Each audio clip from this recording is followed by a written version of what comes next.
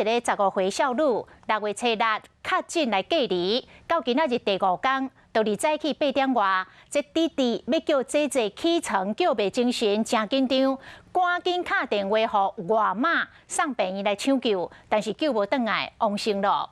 这个少女是甲弟弟甲爸爸做伙大。家弟2个人拢确诊，踮伫厝内居家照护。屏东县政府讲，这位少女有带先天性的糖尿病，这是毋是就是催病情恶化的原因？爱搁进一步来确认。医护人员请隔离医将确诊的少女送入病院急诊室，这时已经无开心脏停去啊！少女的老爸老母伫病院门口就急力等待。抢救点外钟后，最后医院救无完。急救快1个小时，到完全都没有反应，所以我们正常程序来做一个处理的一个方式。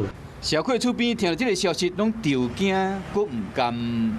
他本身就蛮瘦瘦小小，可能有慢性，听说是糖尿病啊。知道的时候，小朋友就没有再下来，不然那个他弟弟都会坐在那边打电动。这个过身的15岁姓吴的少女，甲因老爸甲小弟大做伙，伊伫6月初6确诊，后来因小弟嘛胃着，因老爸可能是采取连假期的自主健康管理，所以讲会使正常出外去上班。到这个少女隔离的第5天，也就是今日早起8点外，因小弟发现讲叫袂精神，赶紧通知因外妈通报119，才甲送去保健病院急救。15岁的吴姓少女，她患有慢性疾病。那7号到9号期间呢，都有诊所来给予居家照护跟关怀。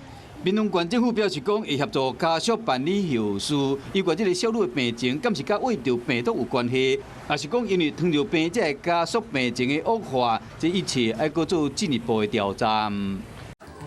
华视新闻看起来，赶快订阅我们的华视新闻 YouTube 频道，欢迎按赞、订阅、开启小铃铛，最新最及时的资讯要提供给你。